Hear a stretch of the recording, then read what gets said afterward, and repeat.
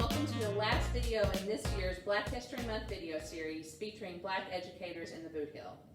My name is Mary Ann Wright, and I'm a 4-H area educator and assistant to the regional coordinator for Lincoln University Cooperative Extension. This project has been led by some of the teams that participate in our Lincoln programs. This final video is being led by Miss Ahnisti Long. Hello, I'm Ahnisti Long, and I'm an 8th grader at Kennett Middle School. It is my pleasure to introduce Mr. Roland Johnson. Thank you, Ahnisti. Thank you for being here.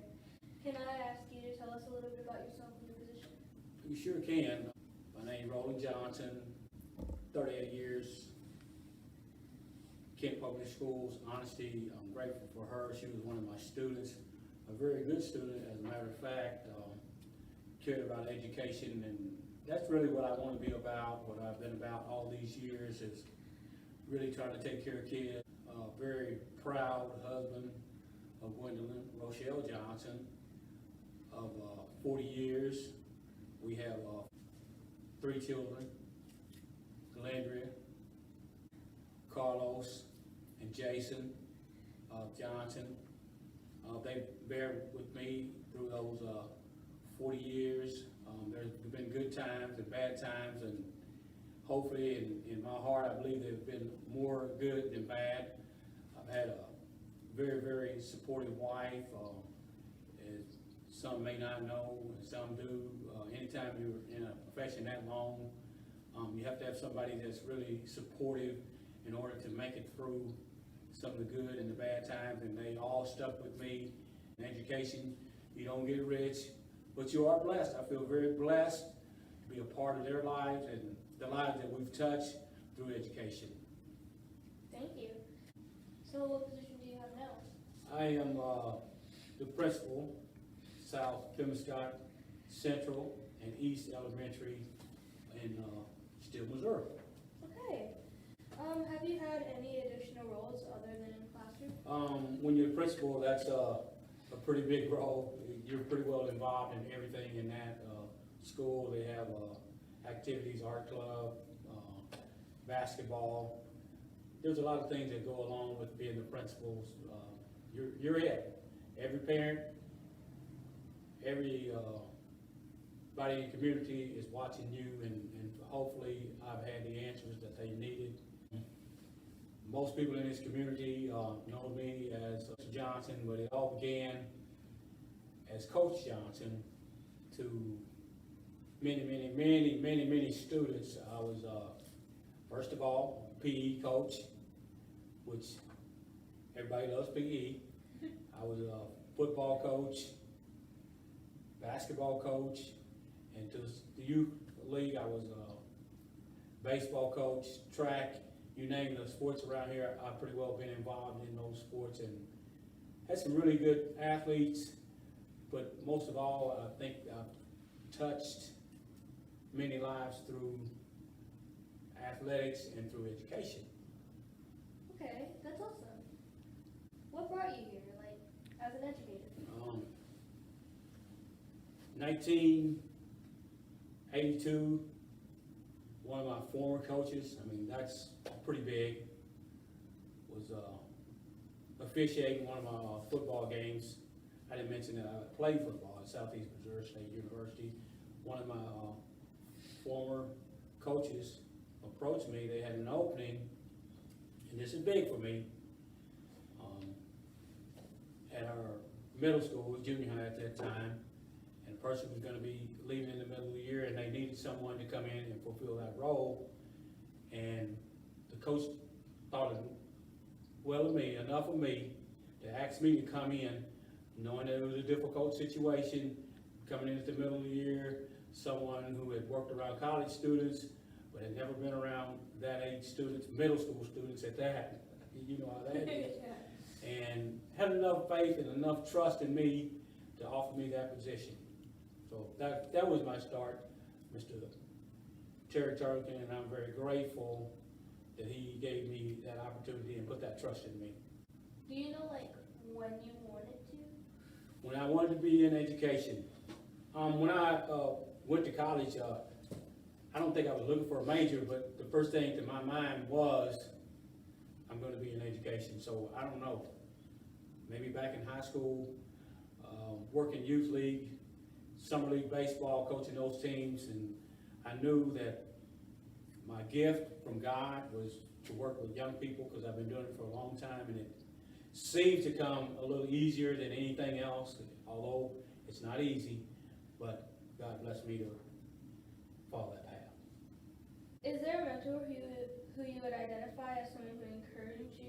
I would say, I probably already answered that question, I jumped ahead of you. Yeah. Probably Terry Tarleton was one of the first, although I had many more coaches along with him, but he seemed to take me under his wings and make sure I stayed on the right path, and I'm grateful for that. My parents been really supportive of me. My dad was a former educator, although he didn't graduate college, but in his day, you could just teach, you didn't have to have a degree, so he taught just a little bit, and that was big for me also. Okay. Who are some of your biggest influences? Well, first of all, I like to think that with some of my friends, because growing up, your friends are really going to influence you. It can go both ways. They can influence you to do good, or you can go sour. And I just mentioned a few names, and I know it's hard mentioning names because I had so many friends, and I still have so many friends now. But I can remember just some of our basketball, football team growing up. Some of them I played with back when I was in third grade. You can imagine how long ago that was.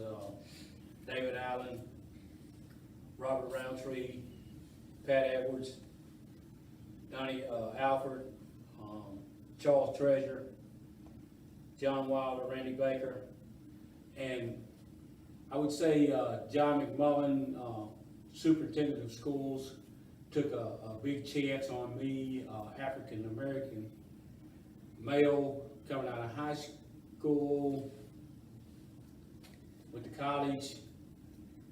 He probably took some backlash because at that time, I don't think there was many African American male educators, and that relationship lasted a very long time. And after him, worked with many good principals, Elsie Heller, Kilmore, Andy Maddox, great friend Miss Scotty Landis, and as recently as a year ago, one of my great friends, Chris Moore, called me and he needed some help, and he wanted me, out of all the people in the world, he wanted me to come down and help him. I felt like when I went down, he was helping me. When you kind of get to the end and you kind of question whether you're finished or not, and you get a second win, you get a second opportunity, and that's going to come in your life to where you're going to need a second opportunity, and someone's there, doesn't matter what the race is. All these people, I feel like, pop wind to me, encourage me to make me, beside my wife, and I'm dearly indebted to her, the biggest influence in my life. I'm grateful for her, but these are the people that really put the wind into me. Thank you. Did you have any black teachers in school? Oh, good question. Thank you for that question.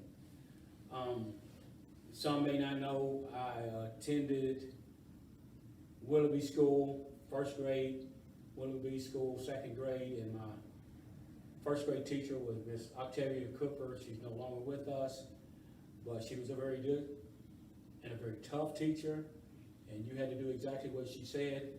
But later on in life, I realized that that's what made me who I am, because of that type of teaching, and also Miss Odira Green. We all just called her Miss Green. Very good.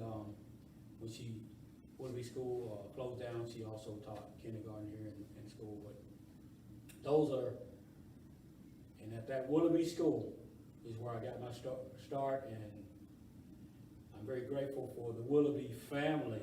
When we're talking about Black history, the Willoughby family thinking enough to want more for me. I take it personal. That school, they wanted more for me, and so yes, I'm very grateful for those people. So you mentioned the Willoughby School. I'm glad you asked that question because some of your ancestors, your uncle, possibly your Uncle Terry, Terry Simmons, Billy Joe Simmons, Virgil Simmons, they probably went to that school and you don't know it, but it was an elementary school, 1st grade through 6th grade that we attended, and it was all black schools at that time. From 7th through 12th grade, actually went to Hayti Central, they call it Negro School. Well, we were down on Vander Street, and it was a very good time. We didn't know anything about race or anything like that. We were just out there. Miss Green, Miss Cooper, Mr. Cooper, who we thought was just a giant, was our principal, and we just had a good time there. And there's many students that went through that school and had pretty big influence on Kennett and our whole world. Willoughby School, very good place. Great memories there. How do you feel about school growing up? I love school. You loved it? It was a rare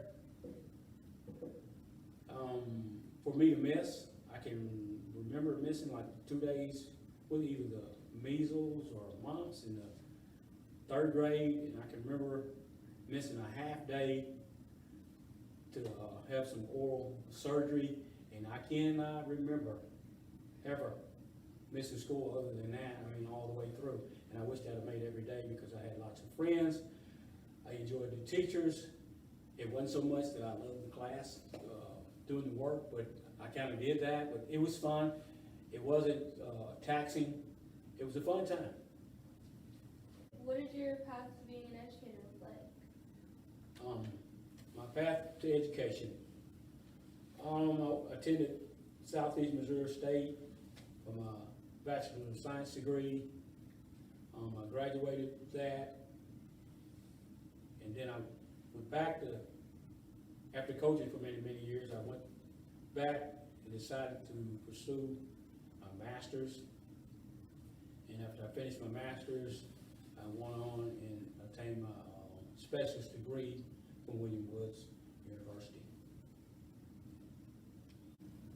So is there any advice you'd give to teens? Yeah, it's a teenage year is very difficult, and so teenagers just grow. There's going to be a lot of things that teenagers do not understand. You got parents, you got mentors that are trying to direct you in the right way. So you work as hard as you possibly can to get your education. Listen to your mentors, your teachers, your parents, whoever is trying to stray you in the right direction, because you'll see it way down the road. You won't appreciate that teacher who wouldn't let you sleep in class, that teacher who wouldn't let you goof off, would make you do your very best on that test. Those are the most important people besides your parents that's in your life. Really just do the best you can to hang in there and listen to those people. Are there any specific things that you do to be a role model for African American youth? Oh, well, the Christian side of me is not so much as what I say, but I would hope that I live in front of the people, in front of the children, that they know and they can see my example to where they want to be something in life. I would think that's probably I'm not a great big talker. If I have to discipline a kid, they know it's not going to be a long speech. I'm going to tell them what I need to tell them. We're going to get the punishment. We're going to do whatever we need to do and get through with it. And then the next day, we're going to start afresh. So I don't think so much is what I tell them. I haven't sit down and gave anyone any 15-minute lectures or anything like that. But hopefully it's just the life that I live and my expectations of the students. Thank you very much, Ms. Ahnisti, one of my former students. You've always had that smile. You keep that smile and work as hard as you possibly can. Thank you, Mr. Johnson. Thank you for joining me today. This is one of an 8-part series featuring Black educators in the Bootheel. Be sure sure to visit the Pemiscot County 4-H Facebook page and the Bootheel 4-H YouTube channel for additional videos and more information about 4-H